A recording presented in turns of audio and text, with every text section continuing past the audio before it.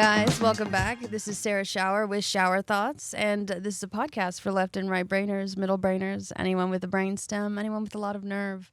Today we're going to be talking about the Matt Rife E.L.F. Cosmetics rage bait incident. And it's like, Sarah, you're taking the rage bait, but the thing is the nuance is I have worked in advertising as a copywriter, and I work for some pretty major brands. And I've also done separately at a different company, social media marketing and like account management and all this stuff. And I've also obviously been an influencer, so I understand the influencer side. And then another part is I study emotions. So and then the thing is I'm also a comedian. So if I did not speak about the Matt Rife E.L.F. Cosmetics rage bait, that would be completely going against like literally every category of interest I have. Also, just to get things warmed up before we get angry, I did accidentally I think I put glue like straight on my eye. So like my right eye is watering. Anyone watching on YouTube and you're like, is she winking at us? Like, am I supposed to understand, like, is there like some different message that I'm supposed to be reading into? No, I just glued part of my eye shut. But before we get into Matt Rife and we get all pissed off, I did want to talk about like what's happening this week. Well, there's so much going on. You ever have a friend who's like afraid to ask for help, and then you're like, why would you be afraid to ask for help? And then you're like, realistically, I'm afraid to ask for help. The thing is when you're raised like completely deprived of love, it makes sense why you'd be afraid to ask for help. Because the thing is love is just like a conscious, active attending to yours or someone else's needs in a way that helps or heals them, right? So helping is an essential component of love. And like we've discussed in the past, like, trust is like the foundation. I'm actually reading Flow again by this author's name I can't pronounce, and he described trust as a setting, right? It's the context. And so like trust is really like trust is the context of this entire situation. And I talked about, trust erosion, and it's like if people have worn away at you over time, it's like the foundation, the setting is just so, it can move, it can wash out, right? Or it's like too compact for you to drill anything new into it. And so it makes sense if your parents have always just never wanted to help you out in their life or heal you in any sort of way. Truly, like most parents have viewed their children as resources. So you've thought of yourself as a resource. A lot of people describe like, oh, I feel bad after I talk to my parents. And yeah, it's because they're draining you. They like use you as a fuel source. I was reading more. I did pick up this book called The Science of Revenge, which it's fine, but the book so far is like, it seems like it's going to be curing a symptom rather than a cause. But it's talking about like, like revenge and forgiveness and all this stuff, and thinking about like different types of emotions. And I wanted to point something out. So a lot of times when people are really angry at you and you don't know what they get out of it, you're like, I don't know what I did for this person to take out all their rage on me. Like maybe they see you being happy or enjoying yourself. And the thing is that if people are using you as a resource and emotions are contagious, and you see this other person, this angry person still as a human being, right? You're going to share emotions with them. And so if they bring anger and you are happy, right? And they're taking that emotion from you, what's going to happen is a complex emotion is going to build in their brain, right? They are actually going to be calmed down. You are going to be left confused, calmed, and vengeful. So revenge is why I talk about this. Revenge, calm, and confused are both the products of happiness and anger, right? So you're left feeling confused and, at a certain point vengeful, and they're actually calmed down by the entire situation. And I want to describe it in a way of interference, right? Like, so this is going to get a little bit more sciencey, but happiness and anger are both action emotions, right? And so when you have a complex emotion, usually like with two action emotions, that means that they're like, imagine like a wave, and then you add another wave on top of that with a similar pattern, right? And so it's going to create constructive interference. And so this complex emotion is a heightened version of, these two primary emotions. However, the thing is where you get calm in there is like, how do you get calm out of happiness and anger? Is that it depends on where you direct, these emotions. And so the thing is usually like someone who, so the thing is the person who is mad is directing it at you and they're taking in your anger, right? So that's going to be destructive interference, right? So these two action emotions are they're like a wave, but they start to bump into each other, right? And so that's going to create like a more of a flat line emotionally, which is calm. However, since they just sucked the energy, the emotion out of you, right? All you got was confused. Like you're like, why did they just target me? Like, you know what I mean? So they got the calming effect, but you got the confusion because there was no logic to their anger, right? Like you literally could not make sense of why they chose you, why they saw you happy and so you're confused and now you're vengeful, right? Like you're like, why did they do that to me? So it makes sense, So they're using destructive interference with the happiness and the anger to be calming, but you're left confused and drained, And so that's why I'm also picking up the science of revenge, because revenge is a complex emotion that is right next to like calm and confused, which is an interesting family of emotions. And it's interesting, the author was talking about how, like most of the anger emotions are like a type of grievance, like grief. And I was like, that is so like a complaint, And so I have to read it more, but I'll link it so you guys can read it with me.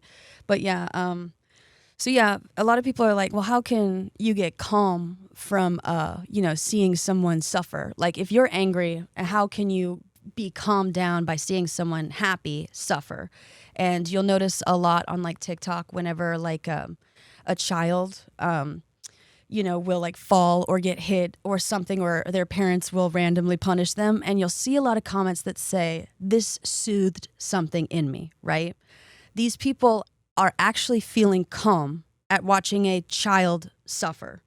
And so the thing is that's the same logic as to why your parents, feel like calm after taking their anger out on you, right? They, it's like it can be calming. And like how can it be calming? Do you sometimes see kids who genuinely don't know any better fall, get severely hurt, and instead of feeling for them and being like, oh no, they like hurt themselves, you feel soothed. That's the, destructive interference happening with emotions. And again, a lot of people are going to ask me, what books do I pick up on emotions? And I know you guys are sick of me plugging these too, but How Emotions Are Made by Lisa Feldman Barrett, and then Between Us, How Cultures Create Emotions by Batja Mesquita. So yeah, it's really interesting. Don't be afraid to ask for help. But the thing is if you're scared to ask for help and you're like, if you have someone you trust, right, that's going to be the best bet for someone to ask for help from. Because the thing is a lot of times why it's, even if the person says no, like to offering you help, if you ask someone you trust for help and they say no, they're going to give you a genuine reason why, right? And that's what you need, because a lot of times if you ask, your parents or something for help, right, and they're just like, they don't want to, right? It's because a lot of times there is no logic. They're just using you for emotional regulation or validation or something like that. So they can't offer you a genuine reason, right? So it's very confusing, So with that confusion, there's usually a lack of logic. So if you want to, even just try to socialize yourself to understand your emotions better, right? Even if you don't get help from someone else, if you ask someone you trust for help, right, and they say no, and they give you a solid reason, that is going to help you understand how this exchange usually works and how it should work, right? And so now you're going to be able to compare and contrast. Okay, so my parents just said no because they fucking hate me and they're using me, right? And the thing is you may know that internally, right? But that's like I talked about, like validating truth versus proof, right? If you know that internally, that's your truth. However, what also helps you validate understanding, so you logically accept how asking for help, usually works is that you need proof, right? So if you ask someone in real life, who gives you a genuine reason, this is your proof, right? Of like how help, usually works, right? So the next time you ask your parents for help and then they promise something and then totally withhold it, you understand how it should logically go. And the next option you will feel that this time you're not going to feel confused, right? You're going to feel like either pissed off or, you're going to feel probably not calm because you're not happy in this moment. But like they're not going to get your happiness. They're not going to make you feel confused, right? You can logically just accept, oh, they are being an ass, right? They're just getting off on withholding. Because the thing is your parents are your first oppressors. And they can be, right? Like, I'm not saying that every person who's born into a family, your parents oppress you, right? But your parents pretty much set up like the political system, the economic system in your brain that you're going to be running off for a while, right? And so to get off that system, you really need to build another logically, structurally sound one, right? And so the thing is if you ask for help from your parents and your parents are your first oppressors and they say no, or they withhold, or they just like punishing you at random, they make you work and then they, feed off of your work. You realize, oh, that economic system or like that system that they're running off of is serfdom, right? They think that they owe you, right? And that they don't have to pay you. Serfdom is a type of slavery, right? And so you're like, oh, my parents aren't even running they are, a capitalist system is slavery. At this point, like the one that we're existing in, but you understand, oh, this is the like system, the political, the socioeconomic system that they were raising me with, right? And so if you want to, kill the cop in your mind or kill the capitalist system in your mind or kill the idea that you should work for free or anyone should work for free or give you their labor or be a slave in your minds, right? You need proof and structure of how another socioeconomic system would logically work, right? So you get the rhythm of it so you can transition out of whatever the hell they set you up with. Hopefully this is making sense. But I was reading Psychology Today, and you're like, I came from Matt Rife. Just skip ahead a little bit. Psychology Today, the refusal to ask for help is kind of a sickness in itself, even a kind of arrogance. The blind insistence on doing it all by yourself no matter what, because along with it comes the message that no one's help is worth the price in vulnerability it will cost you, that ultimately no one can console you, no one can ease your pain if you yourself can't. But such cussedness betrays a tremendous lack of faith in others, in the leathery stamina of love, and your own ability to survive embarrassment. Not that there's nothing to fear. Asking for help is formidable and requires that you lower the drawbridge. We seem to naturally resist help and advice, with its implication of our shortcomings, and this may be especially so for men because vulnerability is generally bred on. Although more women than men tend to seek counseling, take classes, read books, and ask questions. For most of us, seeking help is not pleasant. Advice not necessarily easy to take, and guidance often points out the error of our ways. As anyone who's ever entered couples counseling, first you have to admit that you need help, which takes either some guts or some desperation that you don't care anymore what other people think. Then you have to admit you need your need to someone else and allow that person to have some say and some sway in your affairs. Unfortunately, many of us are reluctant to let others guide us, knowing how easily people can fall to acting like amateur preachers and psychotherapists trying to heal, convert, and fix us, imagining themselves the instruments of our deliverance and the answer to our prayers, taking as their motto Gore Vidal's comment that there is no human problem which could not be solved if people would simply do as I advise.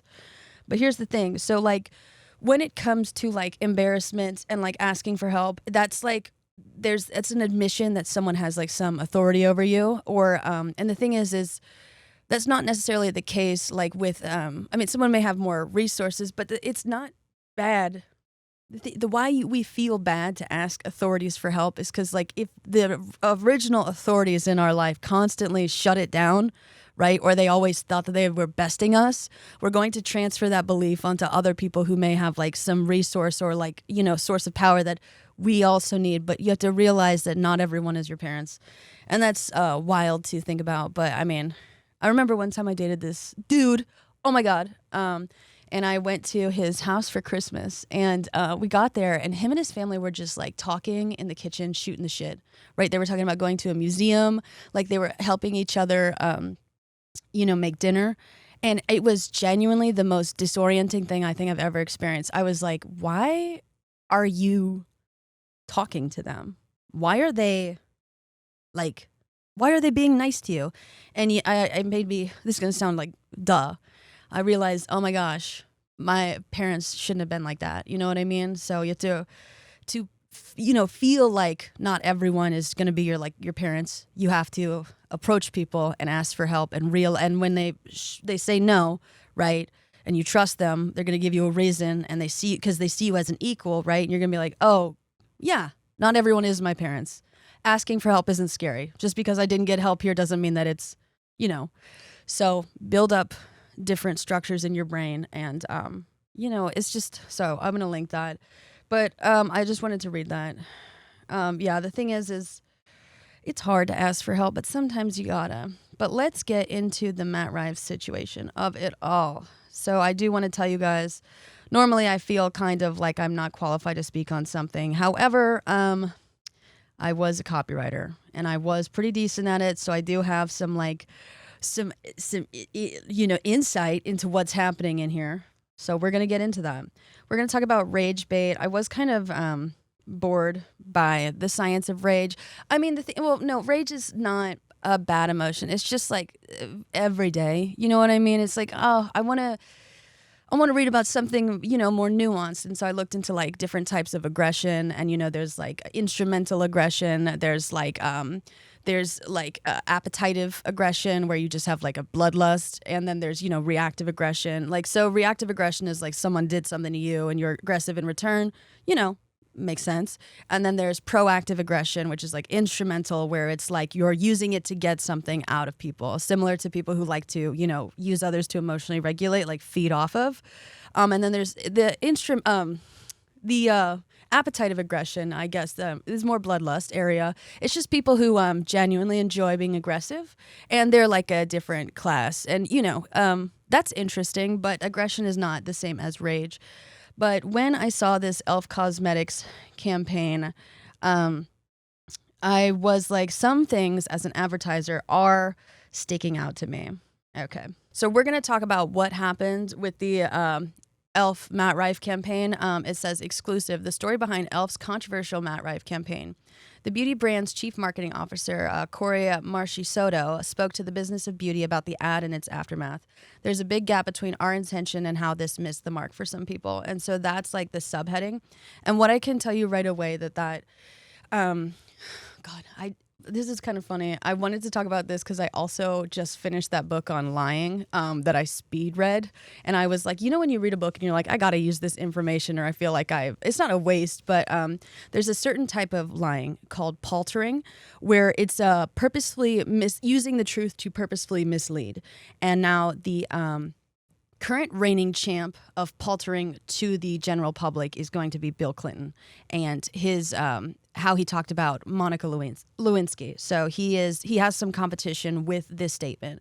So, for example, there is a big gap between our intention and how this missed the mark for some people. So the thing is intention is your reason. It's a why thing, right? And however, they said there's a big gap between our intention and how this missed the mark for some people. How is going to be method, right? So the reason and the method are two separate things. That's going from why to how, which is a misdirect. They're like, oh, so people are upset with the method, but we're not going to explain what our intentions were, like why they were. So they're like, we're not going to tell you why we chose Matt Rife. We just are acknowledging that you're upset with Matt Rife, So that is an example of paltering. Let's read the Wikipedia definition, matter of fact.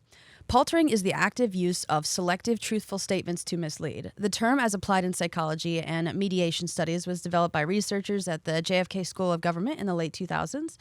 The first known use of palter to describe acting insincerely or deceitfully was in the 1580s. Wow. paltering is considered both more serious and more common than a lie of omission, which is a passive failure to correct a wrong statement. Paltering differs from a lie of omission in the following way, as described by Todd Rogers of the Kennedy School.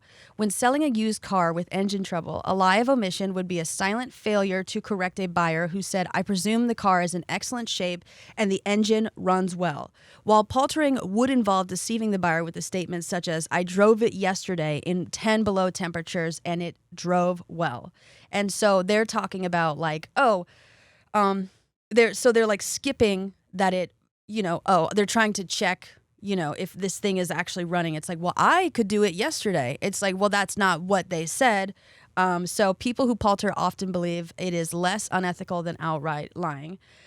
Paltering appears to be common in negotiations. More than half of 184 business executives surveyed in the study by the Kennedy School admitted that they had paltered. Among those who did, most told the researchers they paltered to get a better deal. But the practice is risky because when it is caught, it causes conflict, reduces trust, and undermines relationships. Politicians sometimes palter to dodge questions in a debate. So paltering appears in common negotiations. Now the thing is they used rage bait, right? And it seemed like they had E.L.F. Cosmetics also immediately after this ad went live, they posted, right, like an apology. We missed the mark with some people, right? And so like it's almost like, and then they also used a courtroom setting in their ad, which seems like, you negotiate, right? They're kind of like negotiating with the public. And the thing is there is also something that happened with their business in the same week, right? And so we're seeing evidence of like bargaining, right? We'll give you this, right? And then slip this, little add-on in, right? I did read this book about negotiation styles for reasonable people. And the thing is if they're using a negotiation type of lie, right, with the public, that means that, with a negotiation, there's like, little things like nuances to consider, things they might tack on, things they might try to slide in. And they did try to slide some stuff in, which is the separate news. Okay. So E.L.F. Cosmetics ad usually makes a splash. The affordable cosmetics maker has decried the lack of gender parity in the boardroom with a sketch called "So Many Dicks," taped the actress Jennifer Coolidge at the peak of her White Lotus fame for its first Super Bowl commercial, and even sent the astronaut Amber Wynn into space with its products in April. In its most recent campaign, launched on Monday, a parody of the once ubiquitous ads run by Buffalo, New York law firm Cellino and Barnes starred the drag queen Heidi N Closet and the comedian Matt Rife as attorneys defending clients against overpriced beauty products. It leaned into the brand's usual humorous, entertainment-based approach, and because its recent Sun-hinged comedy special, which features a series of comedians roasting the sun to support SPF use. Okay, so the brand decided to work with comedians once again.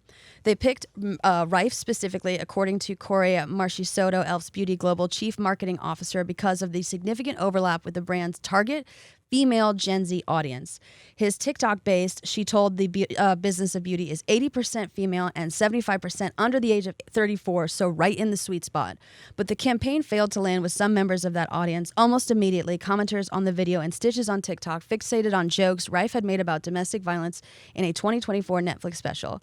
Many demanded to know why a brand that has long devoted itself to uplifting women would partner with someone who makes light of a serious issue impacting some of its core customer base. So the thing is what is interesting, if you look at, so working in advertising, if you're going to use nostalgia in a campaign, for the nostalgia to register with your audience, it needs to be something relevant to the decade that they were like in their prime in, right? Or like their youth mainly.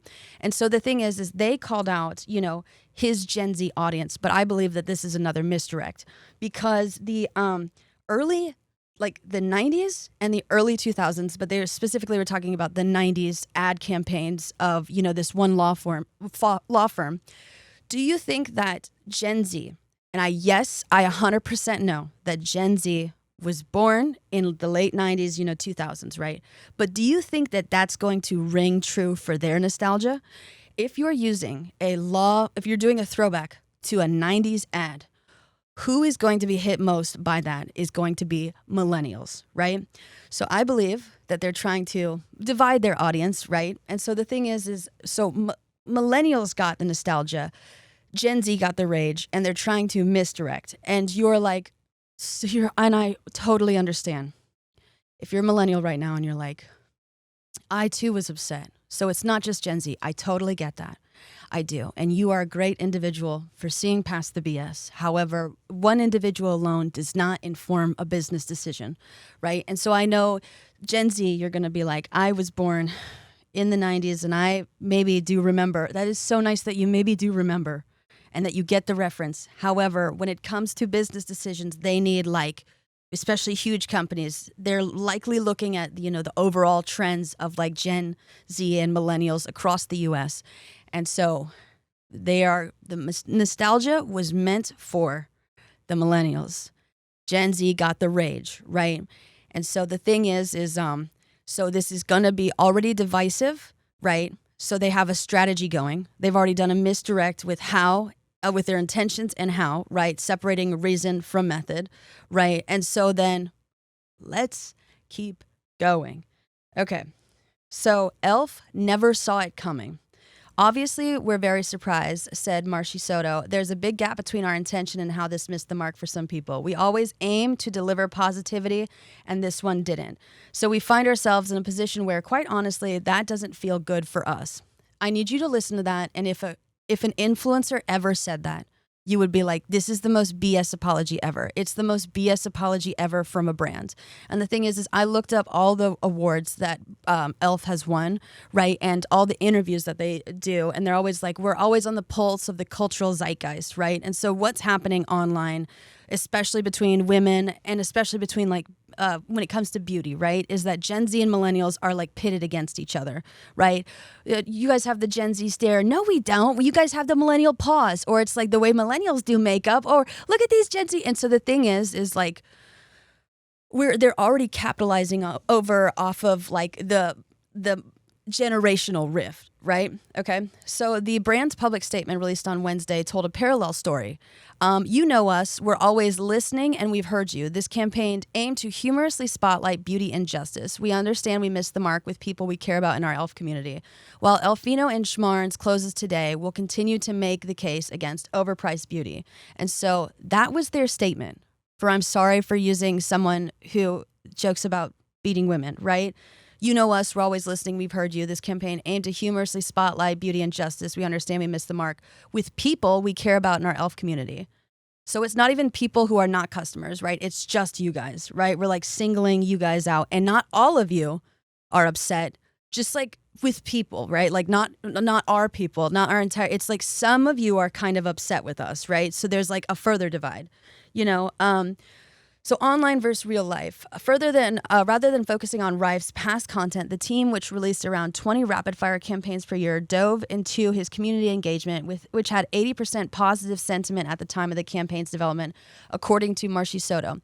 Okay, so they dove into his community engagement, which had 80% positive sentiment at the time of the campaign's development. So you are using his stats for your company, right? That's great that this male comedian at this time, these people follow him, right? They like him, they're his audience, right? This is his engagement. Why would that be enough to inform how you currently do business, right? Like Matt Rife's audience is not E.L.F.'s audience, right? So if you wanted to find out how E.L.F. felt about Matt Rife, would you not look at like, I would do like an anonymous survey or have like a focus group where you pull in a bunch of customers and survey how they feel about Matt Rife. Focus groups are not that hard to set up, especially for a major company, right? How do you guys feel? You guys are our audience. How do you feel about Matt Rife? And I feel like those numbers would have been vastly different. So once again, they're putting like all of this on the method, right? They're like, oh, but his audience is okay with his behavior. We're talking about E.L.F.'s audience, okay? We are very much known for operating in real time. That's what it means to be in the cultural zeitgeist, she said. So we're not looking in the rear view mirror when we're operating the real-time marketing machine. E.L.F. is not the only brand to cause upset among its customers. There's also American Eagle recently sparked outrage because Sydney Sweeney has great jeans. Until sales numbers are impacted, though, it's hard to tell whether a poorly executed campaign truly stops customers from shopping a brand. And while it's always important to have thoughtful consideration and rigor and discipline behind your talent choices, said Marcy Soto, social media can significantly amplify just how upset onlookers get. The in-person event the brand hosted at New York's Oculus in conjunction with the campaign on Wednesday, for instance, told a different story than what was happening online. The pop-up, which was designed to look like the inside of a courthouse to mirror the ad, had more than 1,100 visitors queuing up to receive $96,000 worth of E.L.F. products and, in some cases, cash back in exchange for beauty products they had overspent on, the brand reported. Social media is a magnet for people being outraged, said Alum Adamson, co-founder of marketing agency Metaforce. Whether that outrage stops them from double-clicking on E.L.F. Cosmetics or going to buy American Eagle jeans, there's not always a direct link. People love to stand on their soapboxes on social media. They're still likely wearing American Eagle. For E.L.F., while this campaign did not reach customers in the way it had hoped, it has no plans of straying from its entertaining ethos. All the signals tell us to keep being humorous, to keep pushing the envelope, to keep leaning into entertainment, said Marcy Soto. That's what our community loves. And while out-of-the-box campaigns may run a natural risk of sparking conversations online, even when brands may not be looking to upset their core demographic, brands like E.L.F. and American Eagle should reconsider the values they share with their core demographic. Yeah. Try to test it against your core users, Adam advised. You're not going to make everyone happy. It can ruffle 10% of your brand, but if it ruffles 50% of your brand core users, then you hit the third nail and you get off. E.L.F.'s So Many Dicks campaign is a prime example of standing out within the realm of what a brand values. In this case, though, Adam said, any publicity is good publicity. If you play it too safe, you're invisible. Most marketing leaders probably would rather be noticed and apologize or dig it out later than be invisible. So the thing is visibility, right? So they knew that this was going to capture attention. And if you know that this is going to capture attention, then something else, again, like a negotiation, is probably going to be invisible. Something else that is probably publicized in the same way, like the same week, right? So if they know that like controversy is what gets people attention, right? And they're also pushing out an article that they don't want attention for, like that is, strategic and it's a misdirect. Okay. So let's keep going.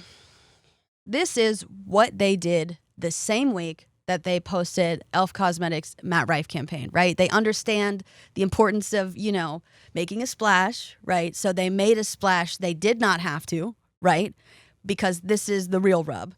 E.L.F. Cosmetics puts beauty prices on trial after raising its own. The humorous campaign doesn't mention rising tariffs or its recent $1 price hike. So this is from Adweek. A new ad from E.L.F. Cosmetics goes to court to make the case against overpriced beauty brands, but its premise leaves at least one key item off the docket: the budget cosmetics brand's own recent price increase. Debuting today, August 11th, the campaign cast drag star Heidi N Closet and comedian Matt Rife from the fictional law firm Alfino and Schmarns, which is on a mission to defend beauty justice. Parodying low-budget personal injury ads, the spot invites people to call all these things. Yeah. So E.L.F.'s mock trial against inflated prices lands after it raised its own prices by $1 starting August 1st, citing inflation and President Donald Trump's rising tariffs. Okay. E.L.F.'s mock trial against inflated prices lands after it's raised its own prices by $1 starting August 1st, citing inflation and President Donald Trump's rising tariffs. Now, the thing is that's a full-on reason, and that's a pretty bold reason to give.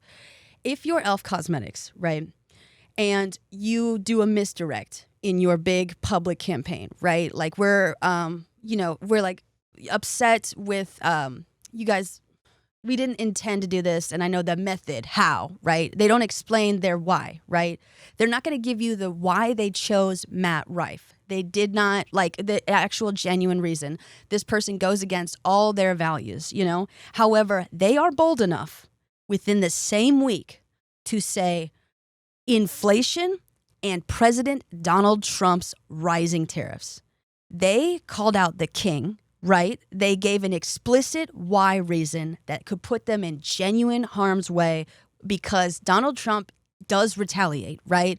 Like when Amazon talked about, raising their prices on Amazon because of the tariffs, Donald Trump was like, you can't do that, Amazon. So, right, E.L.F. is bold enough to give their reason why and implicate the president. However, so that means they're not threatened by the president. However, they won't give their reasons to their audience, which means, and the audience has the purchasing power, right? So, like, clearly they're willing to give a straight up, honest to God, dangerous reason. But when it comes to the public, who is like their main supplier, right? They don't want to give them a straight up reason. And the reason why is because they want them to be pissed off, right?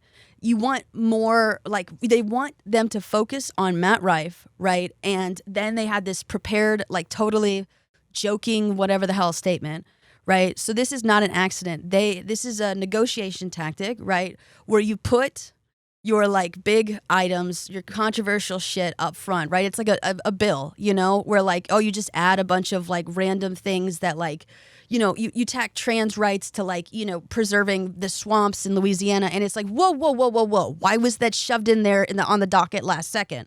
It's because they wanted the ability to push it through and, everyone be none the wiser. Like, the only people who check this are people who, like, take the time to check this, right? On last week's earnings call, E.L.F. Executives warned the annual cost of goods sold could rise by about $50 million thanks to the newly imposed 55% tariff on goods made in China, where E.L.F. sources 75% of its products. Until May, the rate had been 25% since 2019. Okay, E.L.F. Beauty chairman and CEO Tarang Amin said he expects the tariffs will cause the other companies to also raise their prices, but that its transparency about the hike has been well received by customers. We take quite seriously our responsibility to deliver an extraordinary value to our community, Amin told analysts. Even the way we've taken pricing of first letting our community know and being transparent has been well received by our community. Now, does that not stick out to you, right? So they're saying the price increase has been well received by our community. Why in the same week would you then put out an ad that fights, like, rising beauty prices, right? If you're going to create an ad campaign that really registers with your audience, right? What apparently registered with your audience, you put out this ad campaign that says we're fighting against rising costs because that's something our audience wants to hear, right?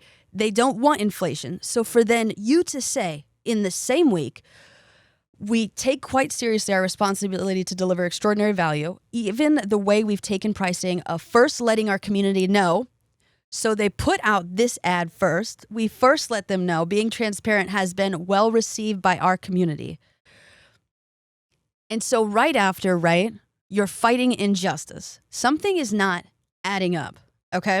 And so what's also interesting is that, E.L.F.'s executives warned about the annual cost of goods sold could rise by about $50 million thanks to the newly imposed 55% tariffs on goods made in China, where E.L.F. sources 75% of its products. Until May, that rate had been 25% since 2019. And I'm going to talk about something else happened with E.L.F. Cosmetics. They acquired Rhode. Okay. And I will get to that. Okay, so beyond the price increase, the company is using other means to minimize the effects of higher costs, including accelerating the diversification of its manufacturing. When announcing the price hike in May, E.L.F. also noted 75% of the portfolio will stay priced at $10 and under. Asked by Adweek if the ad was a direct response to growing consumer price sensitivity, E.L.F. Chief Brand Officer Lori Lamb emphasized that the campaign uses humor and storytelling to spotlight its value. So they didn't answer the question. As to whether economic uncertainty is making affordability a stronger brand differentiator, Lamb said modern consumers are more informed, more values-driven, and more budget-conscious. They expect transparency, quality, and accessibility. At E.L.F., we don't just listen to our community, we lean in.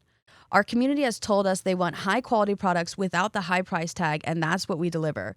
This isn't the company's first time using a legal theme in its advertising. Last year, E.L.F. ran its first national Super Bowl ad starring Judge Judy as Judge Beauty and tapped into the true crime fandom with a parody crime documentary called Cosmetic Criminals. According to Lamb, E.L.F. Fino and Schmarns aims to promote its low-priced products with a mix of campy humor and nostalgia. Our community loves a little courtroom drama, Lamb told Adweek. Elfino and Schmards expands that universe, continuing to make the case for accessible beauty with Elf's signature twist of humor. All right, so the last time that they used a legal theme and nostalgia was during last year's Super Bowl, which is the 49ers versus the Chiefs. And they wanted to mix in campy humor and nostalgia. Who is guaranteed to be in the audience at the Super Bowl when the Chiefs are playing? Who is also on a nostalgia tour with campy humor, right? So the thing is I'm not saying that Taylor Swift is for millennials. However, the nostalgia is largely for millennials, right? Like who's tuning in to watch the ads at the Super Bowl is going to be millennials, right? Campy, nostalgia, humor, and you use Judge Beauty. Now, I know that Gen Z does know who Judge Judy is, but again, it's going to hit you right in the chest if you're a millennial. Okay. So, we are going to talk about another interesting thing that happened in May. Now, let's read this. Okay. On last week's earnings call, E.L.F. executives warned the annual cost of goods sold could rise by about $50 million thanks to the newly imposed 55% tariffs on goods made in China, where E.L.F. sources 75% of its products. Until May, that rate had been 25% since 2019. So what happened to E.L.F. in May 28th of 2025? E.L.F. Beauty announces definitive agreement to acquire Rhode in $1 billion deal. Fast-growing beauty brand founded by Hailey Bieber will further diversify E.L.F.'s beauty portfolio of brands that disrupt norms, shape culture, and connect communities. Oakland, California, E.L.F. Beauty signed a definitive agreement to acquire Rhode, a fast-growing, multi-category lifestyle beauty brand founded by Hailey Bieber, known for its collection of high-performance, skin-focused products. The powerhouse alliance between E.L.F. and Beauty and Rhode is built on both brands' shared focus on disruption and product innovation, setting the stage for transformative goal expansion. So they both share a disruptive sort of way to advertise, right? And so the thing is that's what they're saying is like drew them to Rhode Beauty.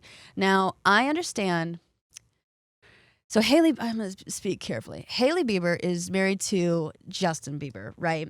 And it would be a lie to say that Hailey Bieber has not capitalized on her husband, a controversial man, to sell her products, right? And this is just for anyone who did watch Wild 'N Out when Matt Rife was on. Matt Rife was often called the Justin Bieber of comedy, right? Okay, so their shared method of selling products, right? They both shared focus on disruption and product innovation. So by disruption, I mean, they're not creating anything. E.L.F. and Rhode are not creating anything new. They're creating like beauty products, right? So they're talking about like how they're selling it, right? So if Hailey Bieber, who is, let me keep reading. The $1 billion deal is comprised of $800 million of consideration payable at closing in a combination of cash and stock, subject to customary adjustments, and an additional potential earnout consideration of $200 million based on the future growth of the brand over a 3-year time frame. E.L.F. Beauty found a like-minded disruptor in Rhode, said E.L.F. chairman and CEO Tarang Amin. Rhode further diversifies our portfolio with fast-growing brands that makes the best of prestige accessible. We are excited by Rhode's ability to break beauty barriers, fully aligning with E.L.F.'s beauty vision to create a different kind of company. Rhode is a beautiful brand that we believe is ready for rocket ship growth. Bieber set out to create a brand centered around her skincare philosophy. Rhode has quickly established itself as a disruptor in content, commerce, and community, building a robust direct-to-consumer business. The brand has seen incredible growth, more than doubling its consumer base over the past year and driving a total of $212 million in net sales in the 12 months ended March 31st, 2025.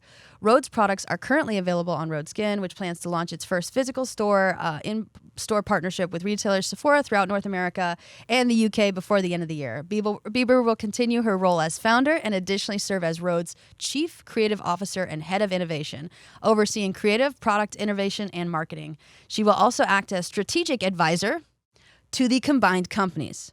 So, Rhode got acquired in May, right? And so like she gets a $200 million payout if like all this shit, right? And so, I mean, she also got like paid a bunch of money. And she is also the strategic advisor. And she uses a controversial man, and Justin Bieber has been through a lot, right? But she is capitalizing off of her husband, right? And so if she is advising, right, the people at E.L.F. and they're taking her seriously because they have to, right? They use a controversial man.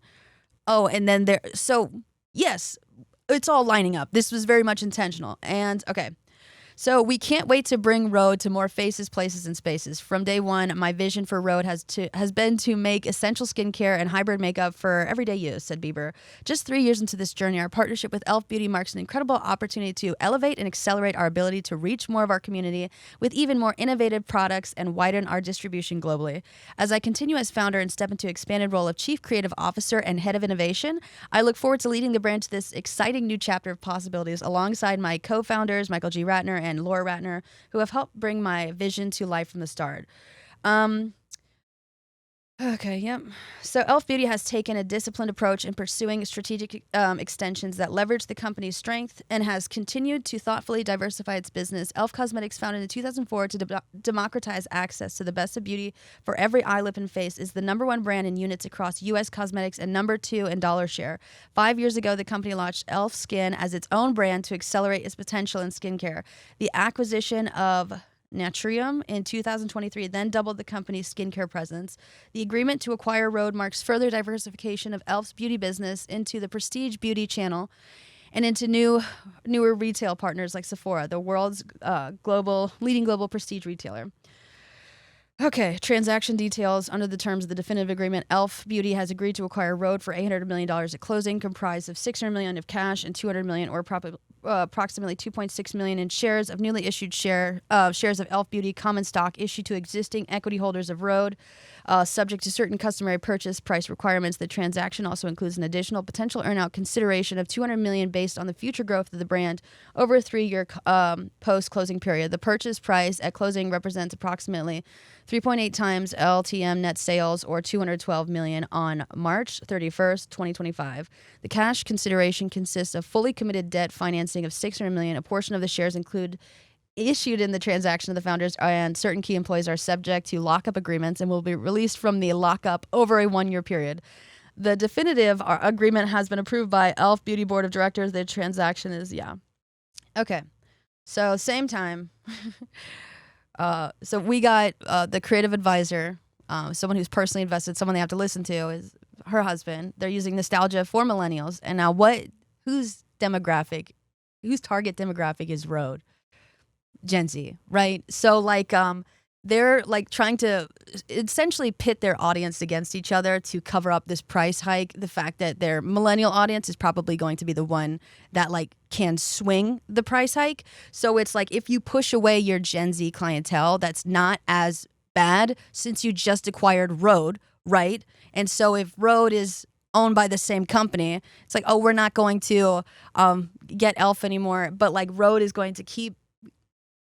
It's just so. And then they managed to hide it. It's just so much paltering. And what I wanted to kind of wrap this up with is the ad itself. So interestingly, you show how much like power you have. Is that Rhode was basically like, Rhode is advising the people, right? They're saying, oh, like, there's injustice in the beauty industry. Meanwhile, we're raising the prices. There's injustice here, right? And so also what they're doing in the same week is they called out Donald Trump, right? So they're advising the people and they're also poking fun at the quote king. So this is something we call jester's privilege, which I've talked about before, right? So jester's privilege, it's the power of being unheard, right?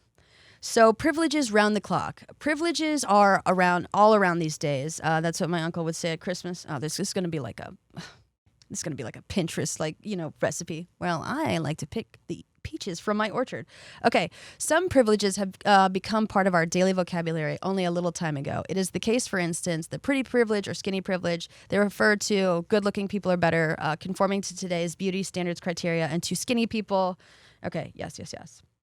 One of these privileges has been around for some time now, and honestly, I don't know if it neither in English nor my own language. It's the jester's privilege. This idiom has a long story and a lot of literature that traces it back to almost 1,000 years ago. Absurdly enough, I've never heard of it until last week, and then I immediately thought with them. Okay, yeah. So what is funny is where you show your jester's privilege is in court, right? The beauty of going unheard. So this is incredibly clever. They are making a loud-ass fuss at the people, right? And they are, again, insulting the king, right?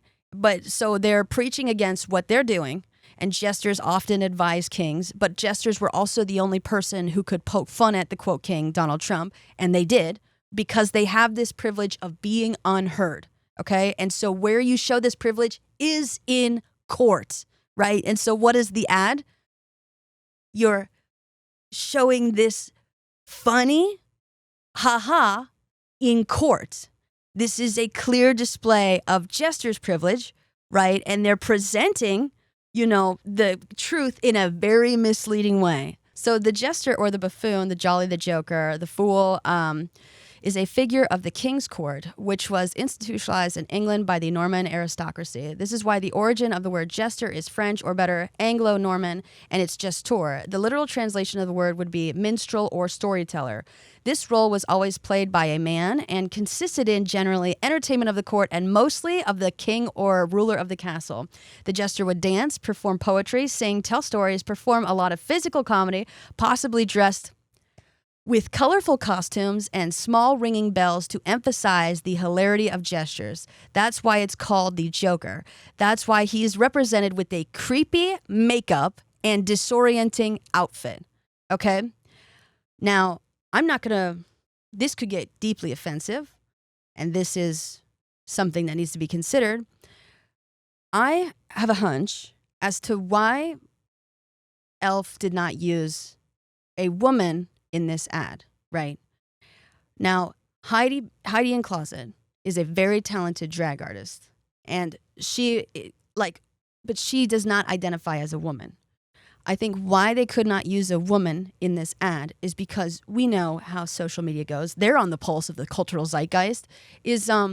A woman would be blamed for the ad, right? If realistically, you put a woman in this ad next to Matt Rife, and all of the attention would be focused on the woman. Why did you agree to this ad, right? You know that everyone would be like, why would she do this, And so all of the attention would be moved off Matt Rife onto the woman. Why did she agree to do this ad? And the thing is E.L.F., since it does have to be a bit mischievous about this, they also know that if they put a woman in this ad, they would have to explain why they put her and why they chose him. So to get out of that, to circumvent that, they chose a drag queen. Now, the thing is they're talking, when it comes to jester's privilege, it's performed in the court, right? It's the privilege of being unheard. And it's also, but the thing is you're unheard even though you're displaying all these you're wearing makeup, you're doing a lot of animated motions, right? And I do need to point out the literal translation of the word would be minstrel, and they did choose Heidi in Closet. And so that is something I would seriously look into. But yes, so with the creepy makeup and disorienting outfit, nowadays the jester has assumed a very creepy allure and spooky aura due to the mediatic depictions that saw the clowns in the role of public enemies or dangerous murderers. However, the Joker has been beloved, sometimes adored, part of the court and the aristocratic landscapes for centuries. He would spend his life developing an unbelievable amount of performances and skills, just like today's best actors. and there was something that he and only he could do. That's where the jester's privilege came from. He could insult the king, okay? So how you know this is jester's privilege and how you know it's being displayed. E.L.F. in the same, it's their actual like representatives said, this is because of Trump's tariffs and tax hikes, right? Like a company called out the king, okay? And they also presented their commitment to humor, right? They're saying, haha, it's just so funny. And so, but they also strategically did not use a woman in this ad campaign. They did use a very talented drag artist. However, that should definitely be looked into. Okay, the wise fool. That's where the jester's privilege comes from. He was the only person in the reign who could make fun of the king without consequences most times. The reason why the jester was allowed to do that is because the jester's words were considered insignificant. The jester, this incredibly powerful figure, had the power to create a deed with his audience, according to which he would have been a fool on stage and that everybody would agree with that. Therefore, he could say anything that came to his mind because they agreed. But the jesters, the good jesters, were anything but fools. So you see Matt Rife, and Matt Rife is the show, right? And a lot of people, this is what I've talked about in the past, a lot of people think that comedians are idiots. No, the thing is to be smart. I mean, to be funny, you have to be smart. Matt Rife, I wouldn't say I'd say he's strategic, right? Or his team is. You know, a lot of people think that it's easy to come up with jokes. To come up with jokes consistently, you have to compare two things that are like otherwise dissimilar. Like you have to find violations and then pair, you have to do misdirects, right? Or like you have to do turn of phrase, like word plays, all this stuff. So you have to be smart. The reason why people think that, to think like funny people are stupid is falling for jester's privilege, okay? So relief in powerful truths that were too hard to tell for, okay. But the jesters, the good jesters, were anything but fools. Relief and powerful truths that were too hard to tell for the protagonists of the plays. He created or gave credit, if you like, the wise fool. So relief and powerful truths that were too hard for the protagonists of the plays. Okay.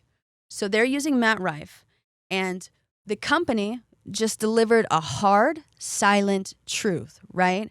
And so now they've chosen someone to deliver the truth in a funny way. We're fighting beauty and justice. Blah, blah, blah, blah. I'm talking about beating women. We're going to focus on him. We're going to be like, oh, they're not going to explain their reasons why. They're going to misdirect to the method, but they're not even going to name the method by name, which is Matt Rife, right? And then they slip the message previous, right? And our customer base is okay with it. Hey, guys, we're raising prices by $1. And then we're fighting beauty and justice. This is jester's privilege, okay? Which makes me also want to psychoanalyze last year's Super Bowl ad, right? What happened there? Okay, Shakespeare knew that perfectly and used this concept in his plays to convey both comic relief and powerful truths that were too hard to tell for the protagonists of the plays. He created The wise fool was not only the Shakespearean comic relief, he represented the paradox of the mentally unstable person who, due to his or her lack of social filters, would say everything he or she had in his mind. The bard used this device to tell big truths about life or society because the audience did not take the character seriously, okay? We don't take Matt Rife seriously. We don't, and they know that. They only surveyed his audience, only at the end of the play would the audience acknowledge that the fool was right, that it was a wise fool. The fool doth think he is wise, but the wise man knows himself to be a fool. Some examples of these characters are King Lear's fool and Midsummer Night's Dream Puck.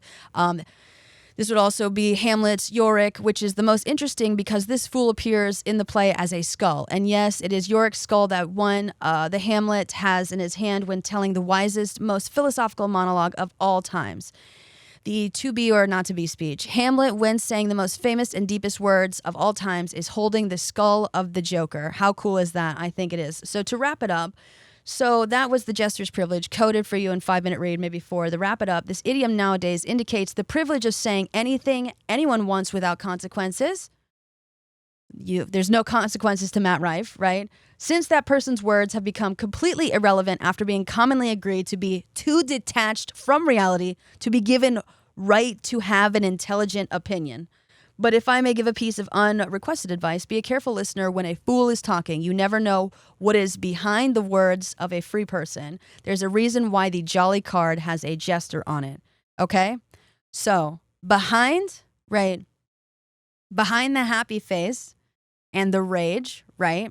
And so the thing is, I talked about in the beginning, rage, happy, is going to be a weirdly calming sort of effect. And then also the thing is millennials are getting the nostalgia. So they're kind of yearning, they're looking back to the past. You know, they're kind of enjoying the courtroom drama of it all. So they've like kind of, not sedated. So the thing is if they put out a statement, right?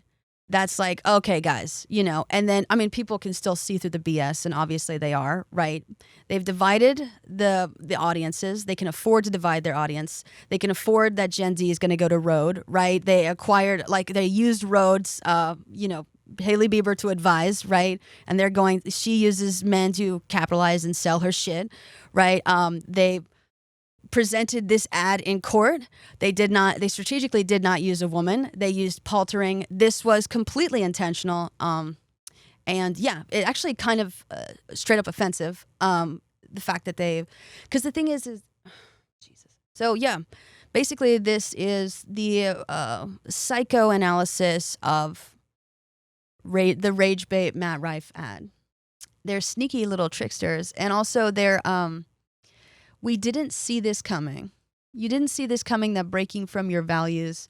Oh, we're just the funny guys. Oh, you're just the jester, the privilege of being unheard, the unheard thing being your prices,